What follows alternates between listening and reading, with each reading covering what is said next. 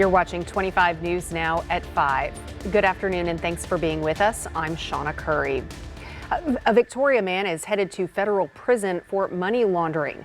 Jason Brannon pleaded guilty back in November to one count tied to a 2024 sting operation led by the Drug Enforcement Administration and IRS criminal investigations. Other charges were dropped as part of that plea deal. In federal court today, Brannon was sentenced to 2 years behind bars. He will also serve 1 year of supervised release and pay a $25,000 fine. Hay supplies are getting tight across Texas as ranchers keep feeding through this dry stretch. Forecasters are calling for hotter temperatures and less rain. Plus, pastures are not bouncing back. There's even a new concern in South Texas with an invasive pasture mealybug hurting forage. Here in the coastal bend, rain's been spotty and most fields are still very dry. Winter grasses are mostly missing. Ranchers are feeding more hay or moving cattle. Cows are looking thinner, and without steady rain, it could be a tough spring ahead. Not only do we not have much rain in the forecast, but we're also already hitting some record high temperatures here in February. Let's go to Chief Meteorologist Mac Perez for a first look outside. Mac. It's not a really good story for us because this is not what we wanted, but this is what we're getting. Our high today was actually 90 degrees, which sets a new record. The 89 would match it, but I'm pretty sure this is going to get revised upward to a 90 as a high temperature, and we're supposed to be around 70 degrees. That's the 30-year average for this date. So yeah, it's about 20 degrees above normal. Our rainfall chances are slim to none, and our heat is going to be on. I don't think we'll be at 90 degrees, but it'll be warm. We'll take a look at your extended outlook coming up in just a few minutes. Stay tuned. Shawna, back to you. College could soon come to a $0 price tag for some Coastal Bend students. Coastal Bend College is getting ready to launch its new Coastal Bend Promise program, giving eligible students the chance to attend school tuition-free. Starting next semester, B County residents who graduated from a B County high school can qualify to attend Coastal Bend College at no cost. School leaders say it's all about opening doors and keeping local students on a path to higher education. The biggest benefit is that students will be able to earn their college degree debt-free. You know, one of the biggest advantages to the Coastal Bend Promise is that it is not need-based. So students that still have that balance after, financial aid or may not qualify for financial aid will be able to get their degree here. And I think that's pretty unique to the college. Students can begin applying on April 1st. The deadline for applications is July 15th. If you see news happening, give us a call in the newsroom at 361-576-0026 or send us an email to staff@crossroadstoday.com. A Department of Homeland Security official says ICE agents will not be at polling places this November. Multiple sources say Trump appointee Heather Honey told that to state election officials. In a statement, DHS says ICE does not plan to target the polls. Not everyone buys the reassurance, though. Skeptics worry immigration agents will interfere with the midterm elections. Tension is escalating between the U.S. and Cuba after a deadly confrontation with people aboard an allegedly or reportedly stolen U.S. registered speedboat. The tension between the U.S. and Cuba has been growing for weeks now as the U.S. effectively cuts off its oil supply. ABC's Christian Cordero reports this latest incident adds another strain to the relationship. Today, the State Department says American officials both in the U.S. and Cuba are actively investigating what happened aboard a U.S. registered boat.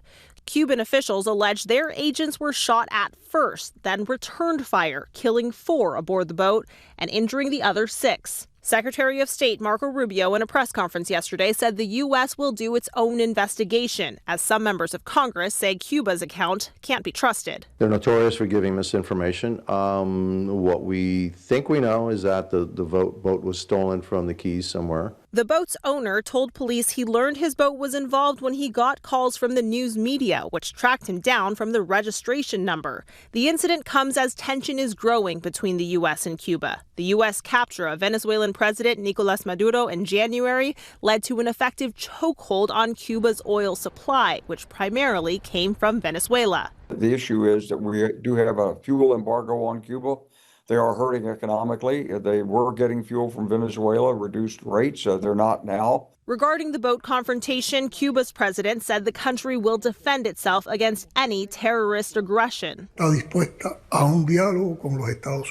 only addressing the U.S. to say it's willing to engage in dialogue. The 6 who were injured aboard the boat are getting medical treatment at a hospital in Cuba. The U.S. ambassador has asked to see them. Christiane Cordero, ABC News, Washington. Former Secretary of State and First Lady Hillary Clinton sat for a closed-door House deposition in the Jeffrey Epstein investigation today. She reportedly denied any knowledge of his crimes as the interview was briefly paused over a leaked photo. The Republican Oversight Committee chair says she's not accused of any wrongdoing. He says the panel is just looking for information to help its investigation into Jeffrey Epstein. Clinton says she never met him. Former President Bill Clinton is also scheduled for a deposition tomorrow. Police say a third person is dead due to a shooting at a Rhode Island hockey rink last week. They say a 75-year-old succumbed to injuries he sustained at the high school game. The suspect's ex-wife and son are the other 2 victims. The alleged shooter also is dead from a self-inflicted gunshot wound. To get more national news, weather, and sports headlines, along with all of your local news, come to our website, crossroadstoday.com. Well, new research shows why some men in their 50s and 60s are aging faster than others. Ahead on 25 News Now at 5, we'll explain the chemical connection. And when eating healthy becomes dangerous, the disorder experts say is becoming more common. Up next.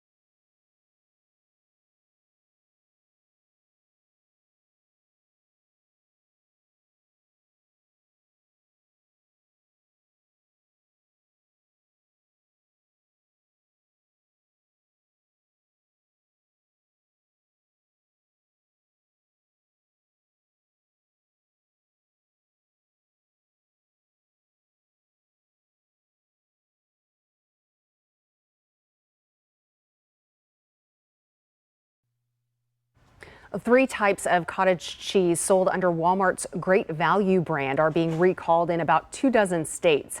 The FDA says the products may not have been properly pasteurized. The manufacturer found the issue during routine testing and voluntarily issued the recall. The cottage cheese was sold between February 17th and 20th. If you have it, they say don't eat it. Return it to Walmart for a refund. So far, there are no reports of illness linked to the recall. So-called forever chemicals, or PFAs, may speed up aging in men in their 50s and early 60s. Researchers in China found a link between PFA's exposure and accelerated aging, with the effects much stronger in men than women. PFAs are known as forever chemicals because they can stay in the body for years. Federal limits were tightened under President Biden, but some of those plans have since been rolled back or delayed. This is National Eating Disorders Awareness Week. You've likely heard of conditions like bulimia and anorexia, but what about a disordered eating pattern called orthorexia? It's an obsession with consuming clean foods, which turns healthy eating into something harmful. And as Mandy Gaither explains in today's Health Minute, experts say this is becoming more common. It's a pillar of good health. Eating clean, whole foods is good for your body. But when what you eat becomes an obsession, that persistent preoccupation can turn perilous. We can't say that social media causes orthorexia, but it absolutely can add fuel to the flame. Psychologist Casey Goodpaster with Cleveland Clinic says orthorexia is a disordered eating pattern that's becoming more common. As people scroll their phones, they're constantly getting fear-based nutrition advice. People who have anxiety or perfectionistic tendencies, that can really put them at risk for developing a full-blown eating disorder. It may start with a desire to be healthier, but Goodpaster says over time, food rules become more strict and lead to the elimination of entire food groups, guilt or anxiety over eating food deemed off the plan, avoiding social situations that involve food,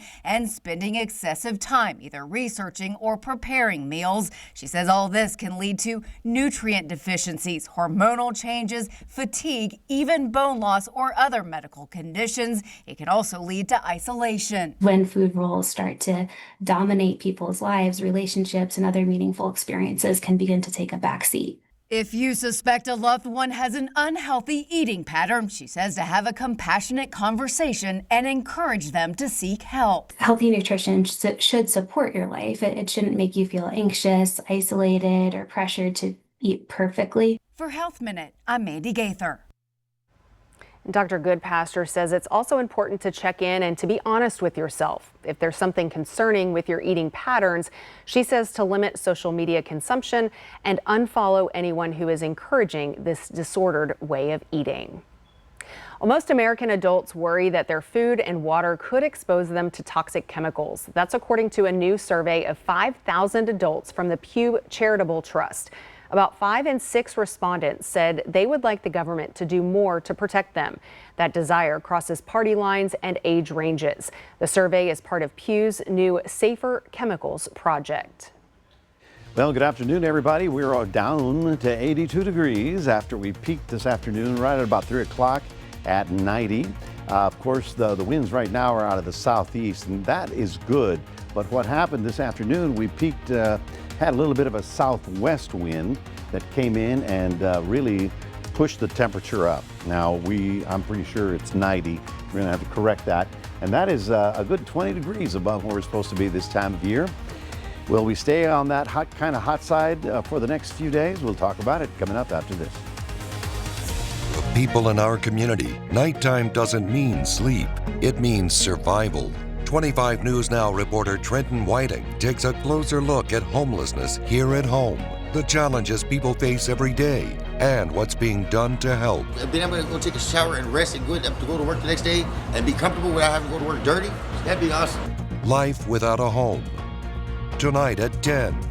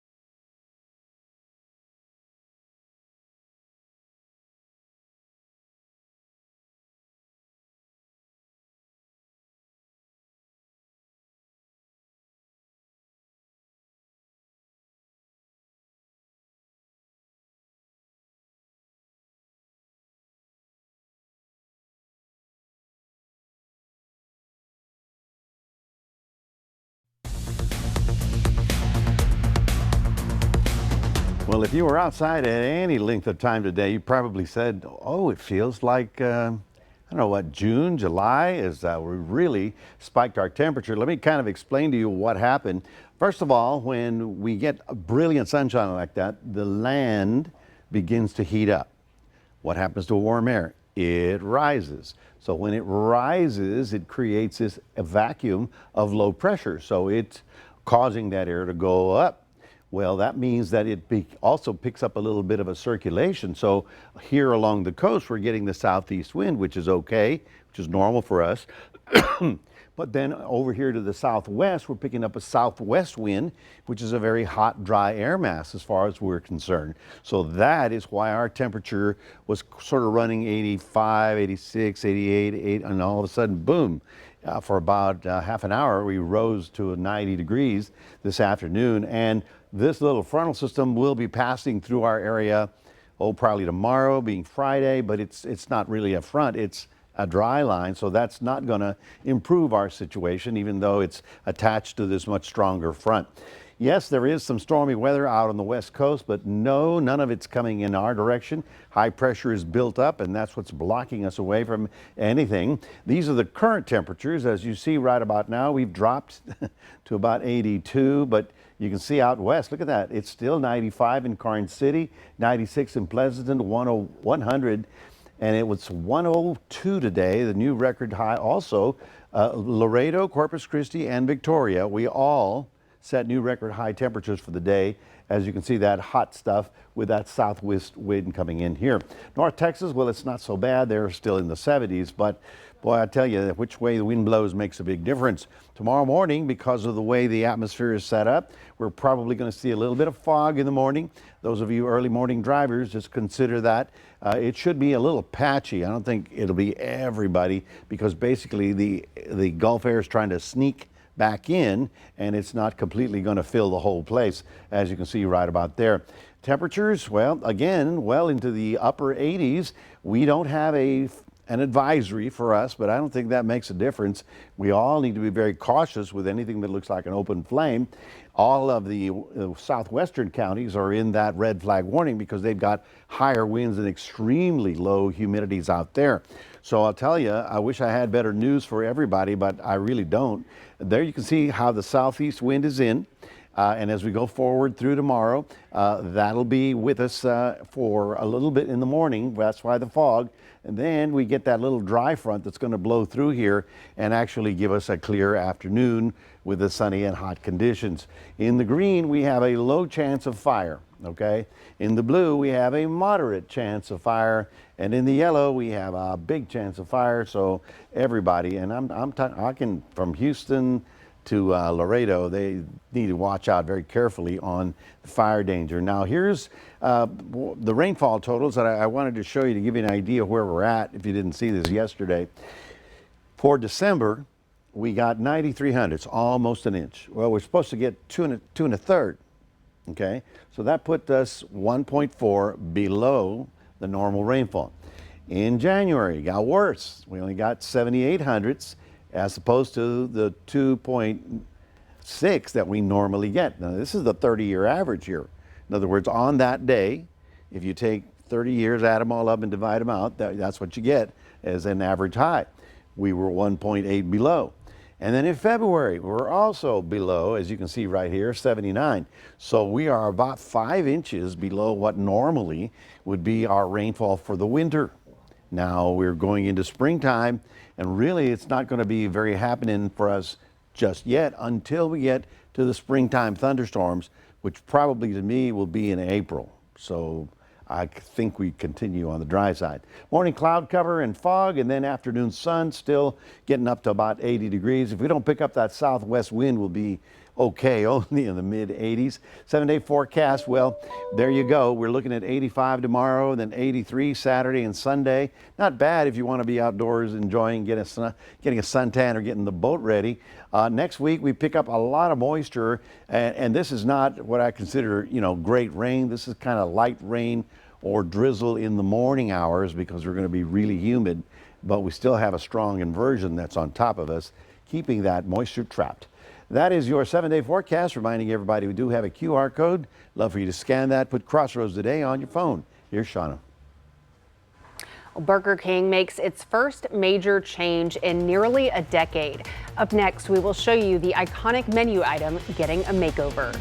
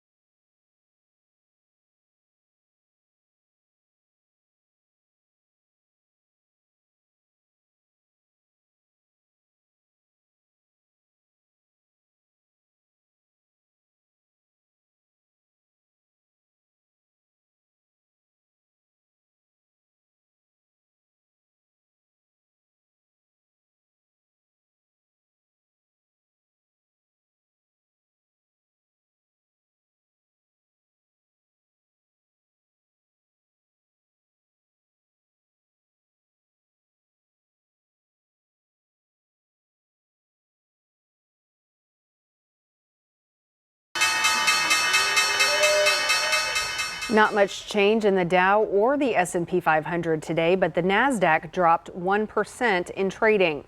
Oil prices are slightly up just by 5 cents to $65.47 per barrel.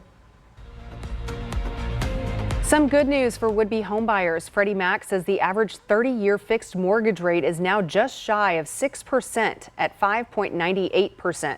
This is the first time it's been that low since 2022. Experts say current homeowners with low rates don't want to let go of them. They say that could change if the average drops further. Papa John's is closing hundreds of restaurants after a tough quarter. The company said that today about 300 underperforming North American locations will shut down by the end of 2027. About 200 of those closures are expected this year. Executives say the affected stores are not meeting brand expectations or they lack a clear path to profitability. It's also cutting about 7% of its corporate workforce. Papa John's operated about 3,500 locations at the end of last year. Burger King is giving the iconic Whopper its first makeover in nearly a decade. The chain said the Whopper will now come on a premium bun with a creamier mayo and will be served in a clamshell box instead of paper wrapping. The changes come after years of complaints about smashed burgers that were falling apart. The company said it was careful not to go too far, though. The upgraded burger will cost franchisees more, but Burger King is urging them not to raise prices. Bluebell Creamery's just dropped a brand new flavor. It is called Honey Vanilla, and it's exactly what you think. Rich, creamy vanilla with a sweet touch of honey. Company leaders say it's perfect on its own, but it can also pair nicely with cookies, cakes, even brownies. The carton's hard to miss, wrapped in a bright honeycomb design. And if you're a coffee fan, there's good news. Java Jolt is also making a comeback this month while supplies last. Well, a grandfather takes on the state and wins. The license plate battle that has reached the governor's office is coming up next. Tonight, the deadly gun battle between a U.S. speedboat and Cuban forces. Plus, former Secretary of State Hillary Clinton testifies in the Jeffrey Epstein investigation. And more snow possible for the Northeast. More Americans turn to world news tonight with David Muir, the #1 newscast in America.